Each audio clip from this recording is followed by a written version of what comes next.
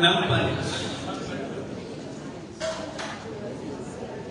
जैन परंपरा अनादिकालीन है और जैन परंपरा का परम यंत्र सिद्ध चक्र यंत्र भी अनादिकालीन है।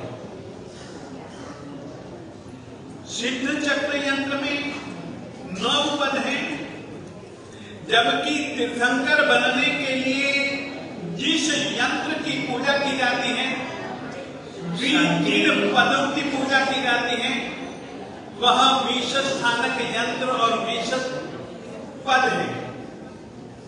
उन 20 पदों में भी मुख्य रूप से पूजा इन्हीं 9 पदों की जाती है।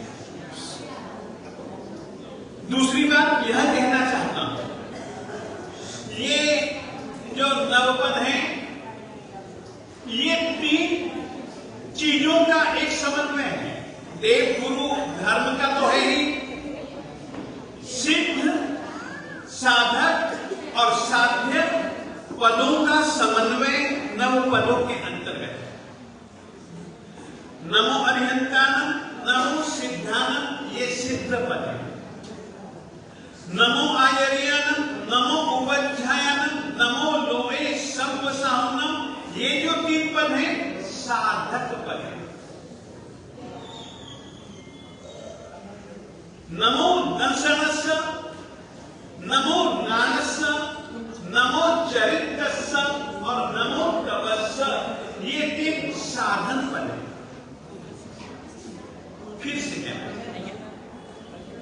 पहले के 2 पद सिद्ध पद है, बाद के 3 पद साधक पद है, अंतिम 4 पद साधना साधन के पद हैं।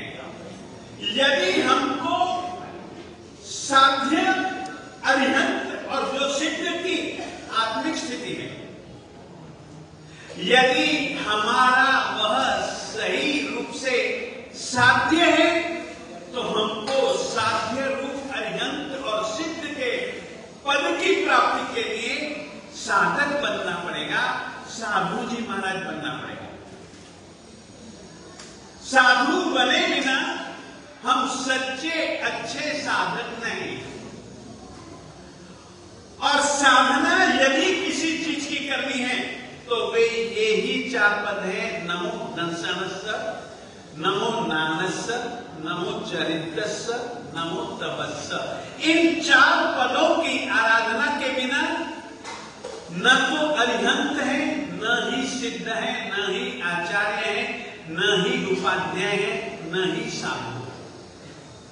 ये ही 4 पद मुक्ति के मार्ग रूप हैं। ठीक है, नादं सनिस्सणानं नानेन विना न हुंति चरणमुना तिन्हं पि समायोगे मुक्खो जिन शासने बणियो। जिन शासन में मुक्ति का मार्ग और मुक्ति कहाँ कही गई? सम्यक दर्शन, सम्यक ज्ञान और सम्यक चारित्र के अंतर्गत।